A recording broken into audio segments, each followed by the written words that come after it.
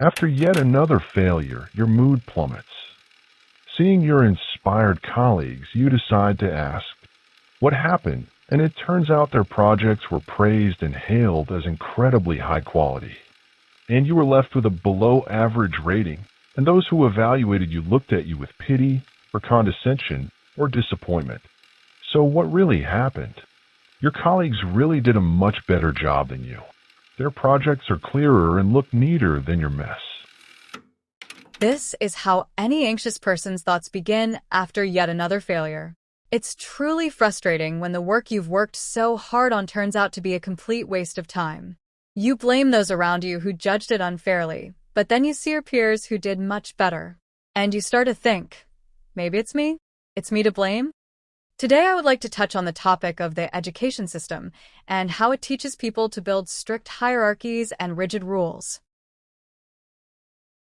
Anyone with access to education attended school as a child.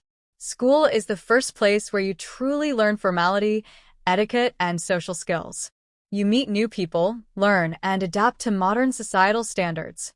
Simply put, you become immersed in the system, into how all people should behave. Everyone must follow the same algorithm of actions. Teachers teach, students learn. A good grade means you're doing well. A bad grade means you should try harder. Otherwise, there will be chaos.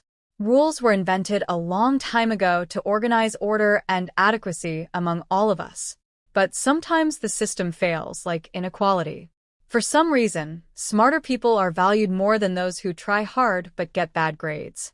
It's logical. Such people will be hard to lift up, while smart people are easy to elevate to genius level. It's easier for teachers when they have less work. That's why many don't take you seriously. You are too problematic. Nobody wants to deal with people like that.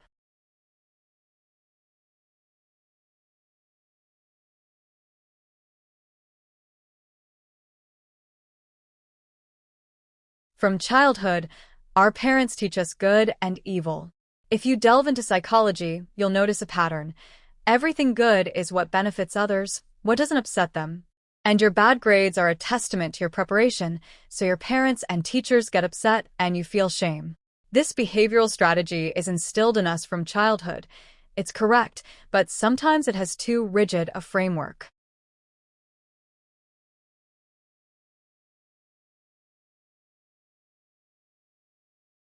And then the time comes when you get a terrible grade on a test.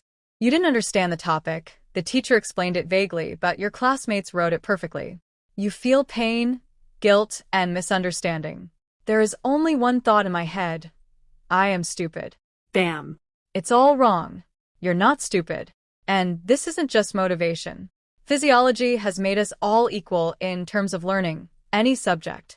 Knowledge, first and foremost, is the qualities you must possess to apply it in practice. It could even be as simple as inflating a soccer ball, and if you know how to get a nose, how to inflate the ball so it doesn't burst, how to patch a hole, that's knowledge. And everyone can learn this.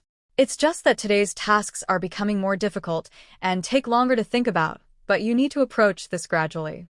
The rule of small steps. Never jump from 0 to 10 at once. Each person needs their own time to process a question, and each person perceives different types of problems differently. For example, in algebra, you might get excellent marks on everything, but chemistry is difficult, requiring a lot of thought and not always getting the right answers. This is normal. Most often, this is because you're interested in algebra specifically, while chemistry isn't that important to you. There's one thing you know better than others, even if it's a mobile game. Understanding the strategy, you apply it in practice.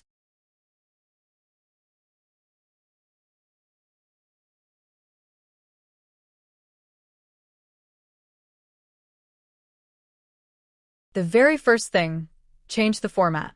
Public schools are often based on traditional teaching methods, on a hierarchy, as I already said. Whoever comes in smart is cool, others stupid. If possible, it's better to escape the pressure. My school humiliated me for years, making me think I was stupid. But after looking at it from a new perspective and deciding to study independently, I realized this was my ideal format. One where there's no unnecessary pressure and where learning becomes an aesthetic, not a burden. I hope I've made my point clear.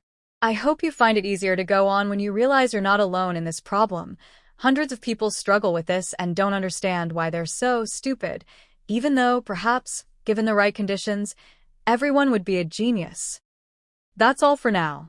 I'm off. Don't forget to subscribe. It's motivation for my new videos. And remember, fate is only in your hands.